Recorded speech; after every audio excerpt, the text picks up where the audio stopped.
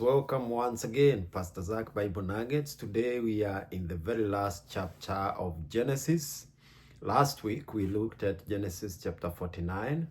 It is the chapter of the blessings of Jacob to his sons, and you can also call them prophecies. So as much as he was speaking to people by their names, and that is their sons, he's speaking to Reuben and speaking into his life, speaking to Joseph, speaking to Benjamin, and speaking to all others, including Simeon and Levi, or Levi. And what a good way to die, by emptying yourself so that you remain with nothing. You have given out everything.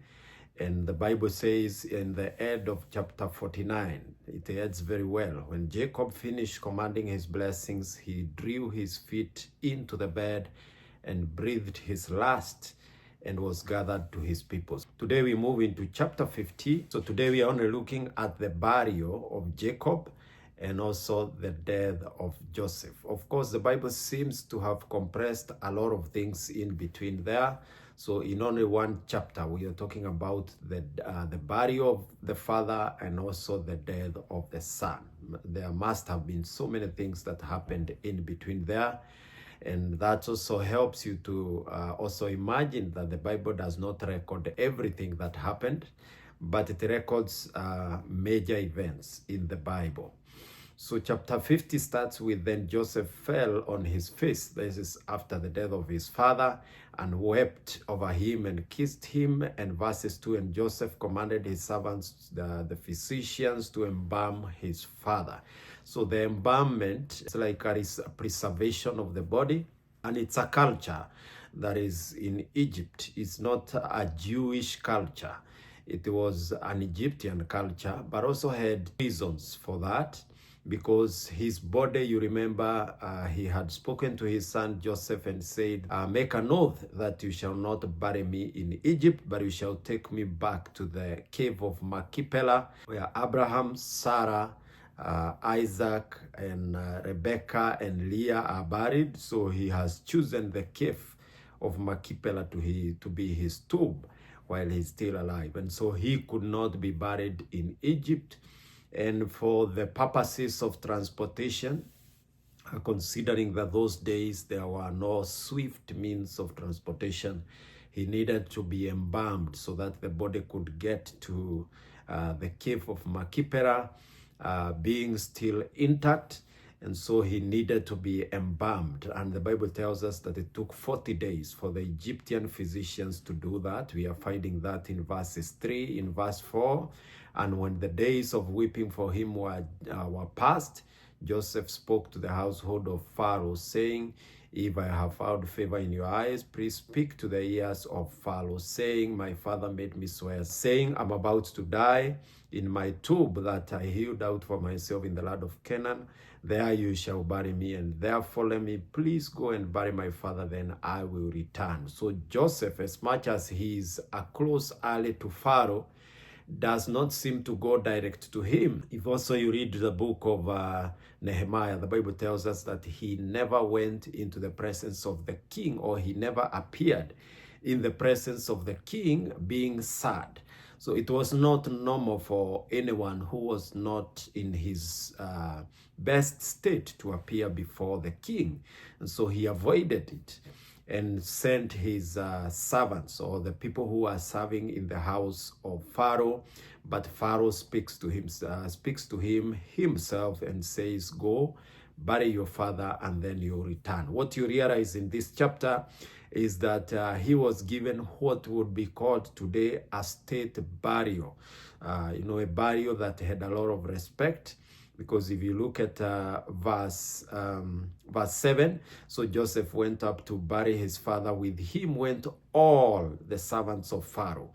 So the whole state house was there, went for the burial, the elders of the household and the elders of the land of Egypt. The elders of his household and the elders of Egypt. So all the elders, all the leaders, as well as the household of Joseph, his brothers and his household, and his father's household, only their children, their flocks, and their herds were left in the land of Goshen. So you remember they are living in the land of Goshen. Goshen is in Egypt.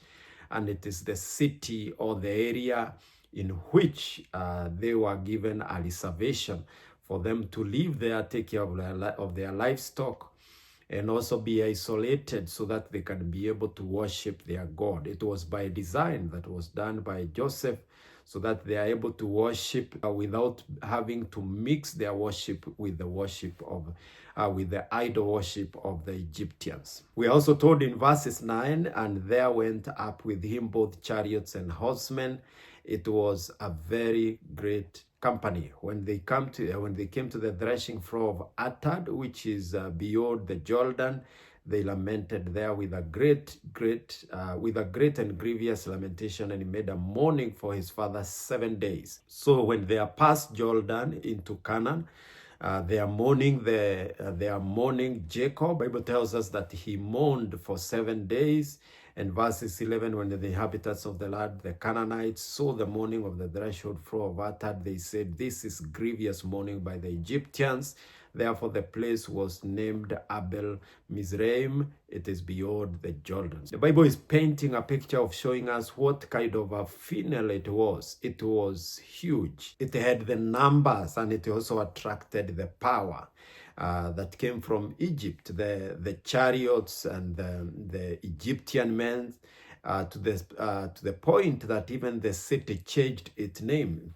The Bible is telling us that the city had to be renamed because of the number of the Egyptians that were there, which was not normal in the land of Canaan, but also something else, because of the magnitude of the event that was conducted at that place. So verse 12 just tells us where he was buried, like we said, in the cave of the field at Machpelah, to the east of Mamre, which Abraham bought with the field from Ephron the Hittite to possess a burying place. This place was bought purposely by Abraham for this purpose, and so this is where he's going to be married. And like we said, Abraham,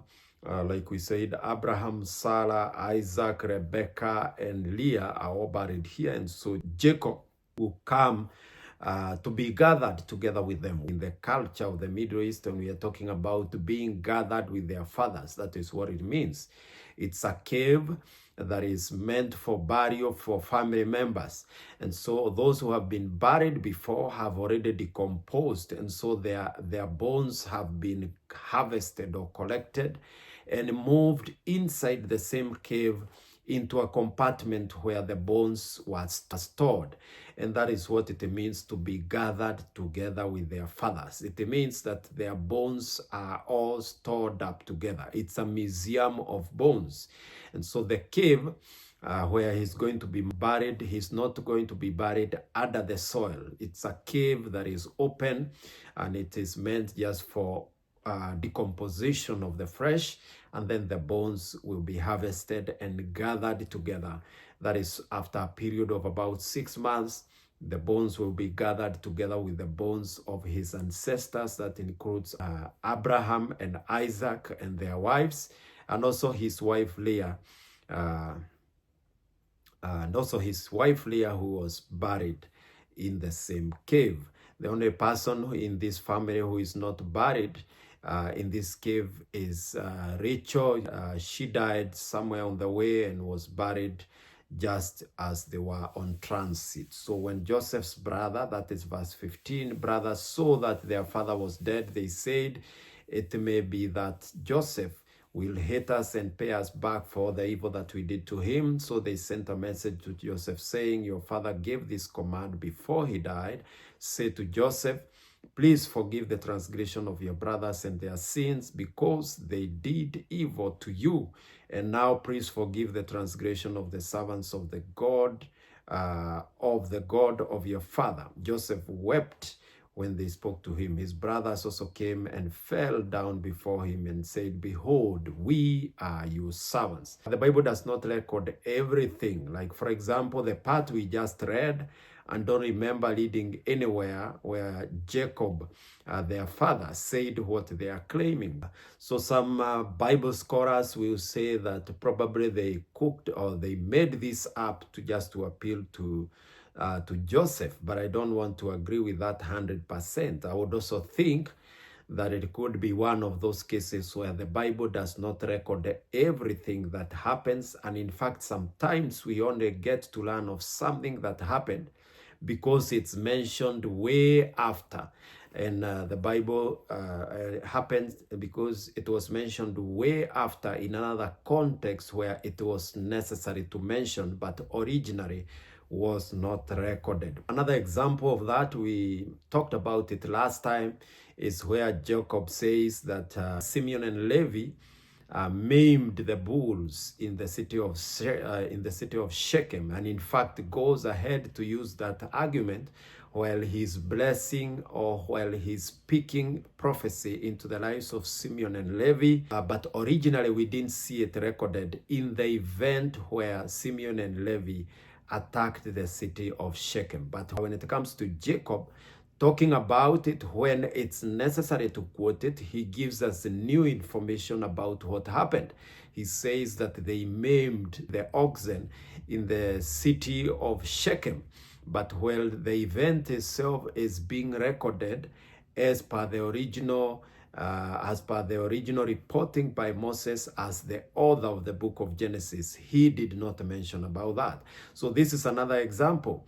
It may have been that their father did that, but originally where he did it, it's not mentioned. Of most importance is the lesson that we can draw from here. I don't know whether you have ever been into a situation where you feel so guilty even after confessing your sins for so many times before God and sometimes even before men. Maybe you offended someone, maybe you did something evil, maybe you did an abortion, maybe you killed someone. And it's never enough, the amount of confessions, the amount of confessions we make before God, and you go tell God, forgive me for what I did. And sometimes you cannot talk about it to men because of the magnitude of the offense that you did. It is this kind of a scenario that we are looking into here. So probably you still remember you aborted, you killed, you offended someone, you assaulted someone, you stole something, and back in your mind, as much as you have repented for 100 times, every time you go before God, you feel you still need to confess more about it and to ask for forgiveness. So this is what is happening, because you remember when the brothers of Joseph came to Egypt, he told them, I have no interest into punishing you. Yet they are saying that they are thinking. In fact, if you look at verses 15, they are saying, it may be that Joseph will hate us and pay us back for the evil that we did to him. But I like the response of Joseph. So Joseph says to them, so they continue to ask for forgiveness, and they are saying, please forgive our transgressions and the transgressions of your brothers for what we did to you, because they were evil. But Joseph says in verses 19, but Joseph said to them, do not fear, for am I in the place of God? As for you, you meant evil against me, but God meant it for good. You know, when he says you meant evil against me, you may think that he is getting into an argument with them. But I want you to look at it differently. He is not interested in making them feel guilty. They are already guilty and they are asking for forgiveness. And he's saying, you meant evil against me. Look at the next statement. But God meant it for good. So what matters is that God wanted to do something good out of this situation. And what is it? To bring it about that many people should be kept alive as they are today. So Joseph does not look into the event of being sold as a slave by his brothers as the main event. What is the main event? The main event was to bring it about that many people should be kept alive as they are today. Why?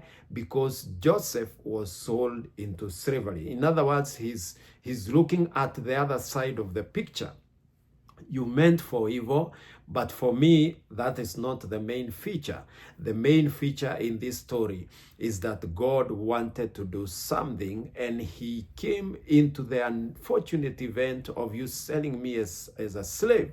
As much as you meant evil, that is not what happened. That reminds me of the book of Jeremiah 29 and verses 11, a very favorite verse to many of us, that says, I know the plans I have for you, for good and not for evil. And the other thing we are going to learn here is that Joseph puts out a very important point.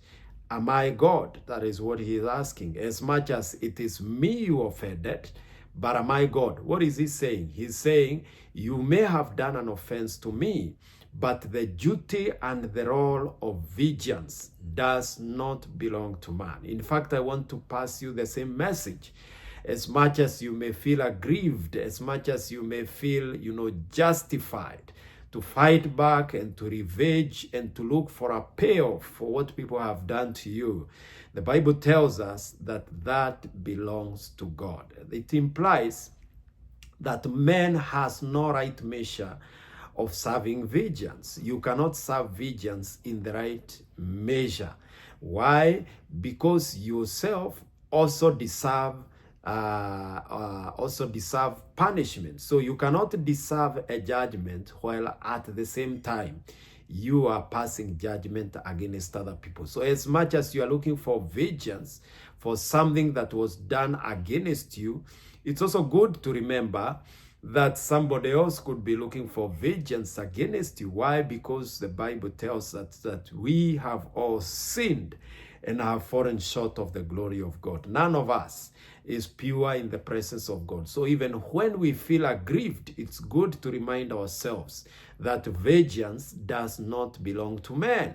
It is not for us to serve. It belongs to God. The other reason why it must belong to God and not unto man is because when we confess our sins, even when we have offended people, as much as we may confess before them and ask for their forgiveness, the ultimate authority of forgiveness is God himself. And because he's the one who forgives, he's the one who can serve vengeance where he deems fit. And so we have no authority to serve. If you are listening to me, if you're here listening to me and you are thinking and planning on how to serve vengeance, to unleash it to someone whom you feel deserves it, I want to remind you that vengeance belongs to God. So verse 21, so do not fear, I will provide for you and your little ones. Another important lesson right there, that even when we are hurt by people, even when people have offended us, we still should focus unto our purpose. So what's the purpose of Joseph? Is that many people may be kept alive. And these people includes the children of the brothers of Joseph himself, who sold him into slavery. So he's saying, do not fear, I will provide. Apart from forgiving them, apart from not serving vengeance, apart from not seeking for revenge, he's saying that is not enough. I'm going to do something extra. I'm going to provide for you and your little ones. What an attitude. And I believe that's how we should be as Christians. That even when we feel offended, even when we feel justified to fight back and justified to go for vengeance, to go for revenge, that we should not only refrain ourselves from doing that, but we should also go beyond that and do some kind acts even to the people who have offended us. And you know what? You may not be able to do that just as a duty. You need to relieve your heart of the pains that you're carrying about those people, so that you do not do it as just an obligation, but you do it as a mission. You don't remind yourself, let me anyway do it because I've got to know. You do it because you are called to do it regardless of what people have done to you, regardless of the treatment that you may have received from people. So verse 22, so Joseph remained in Egypt, he and his father's house. Joseph lived 110 years. And Joseph saw Ephraim's children to the third generation. The children also of Micha, the son of Manasseh, were counted as Joseph's own. There's new message in this verse, because you remember Jacob claimed Manasseh and Ephraim as his own. And so when he's blessing his sons, he also includes Ephraim, he includes Manasseh in the blessings, which we are saying that are not only blessings, but also prophecies. And these prophecies were not only prophecies for the individuals that are mentioned. So when he's talking about Ephraim in the blessings, he's not only blessing Ephraim, he's also blessing the descendants of Ephraim. He's also blessing the descendants of Manasseh, of Levi, of Simeon, of Zebulun, all of them. So these blessings we are talking about are also prophecies. And we are told in verses 23, the children of Masha. And who is Masha? Masha is the son of Manasseh.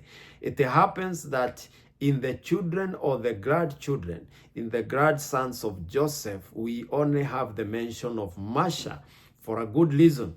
If you look into the book of Joshua chapter 17 and verses 1, the Bible is talking about this Masha.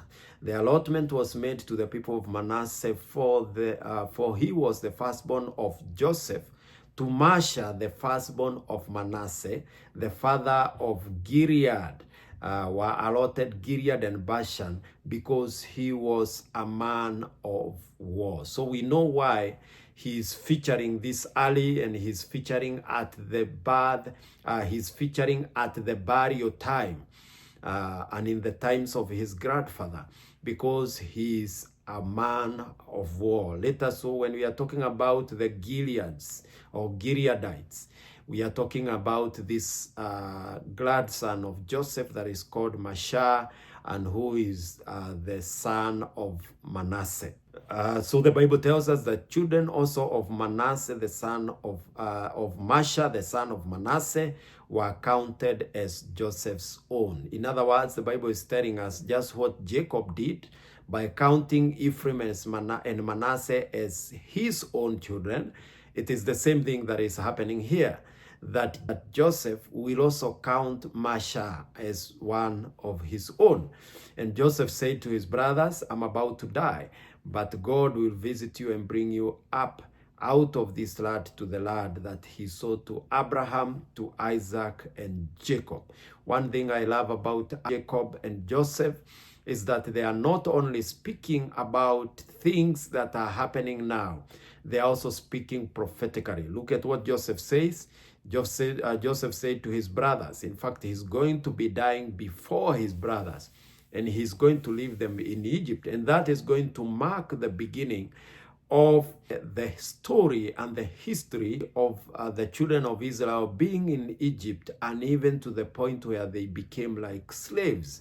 And there is going to come a Pharaoh or a leader in Egypt that is not aware of the deeds of Joseph. And so the privileges that they had are going to be lost, and they are going to receive a different kind of treatment from what they have experienced before. And so Joseph said to his brothers, I'm about to die.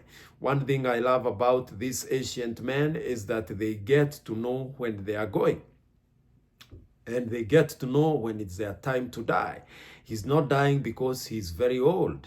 Look at his years. The Bible tells us in verses 26 that he died when he was 110 years. And you remember Jacob came into Egypt when he was 130 years, and he died at the age of 147 years. That is what chapter 49 tells us. So he lived in Egypt for 17 years. But in the history of Egypt, 110 was a good fulfilled age for anyone who died graciously in old age. And so Joseph is going to be dying. Joseph is at the point of death. That is what verse 25 tells us. That Joseph made the sons of Israel swear, saying, God will surely visit you, and you shall carry up my bones from here. So Joseph died being 110 years, they embalmed him, and was put in a coffin in Egypt. It's the first time we are hearing, I think in my version of the Bible, the ESV, I have not encountered the word coffin in the Bible again. That tells us that we are in a different culture, because the Bible basically, a very big percentage of it talks about the Jewish culture. It talks about the Israelites. So from here going onwards, from here all the way through the Old Testament, we shall be tracing the children of Jacob, or the Israelites, the children of Israel. We are going to be tracing them all the way down to the birth of Jesus, because he's also going to be coming through the line of Judah, and Judah is a son to Jacob. And so down the line, we shall be following the culture and the way of doing things, the worship that God formulated for the children of Israel. But in Egypt, there was a different kind of culture.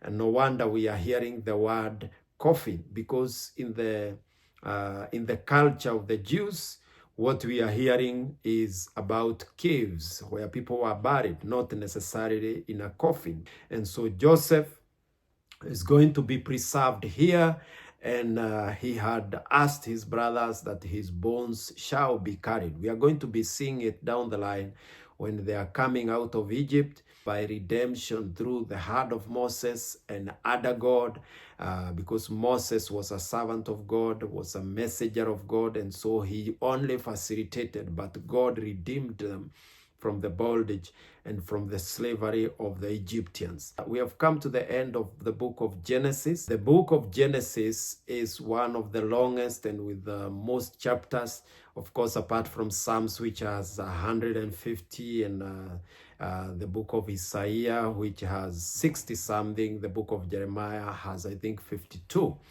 But we have come to the end of the fourth longest book of the Old Testament.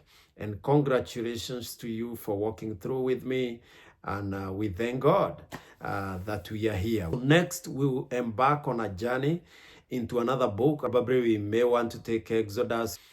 You can also drop me a comment. Let me know which way would you prefer. We do not necessarily need to do the chronological Bible study. We may have to jump books and come back for others as much as necessary. I'm looking forward to when we can go through the book of Daniel and the book of Revelation. They are my favorite, but we will get there. So we see you next time, and thank you so much for being here. Once again, I congratulate you and thumbs up for being here with me for the whole 50 chapter journey. May the Lord bless you. See you next week, and have a fruitful week.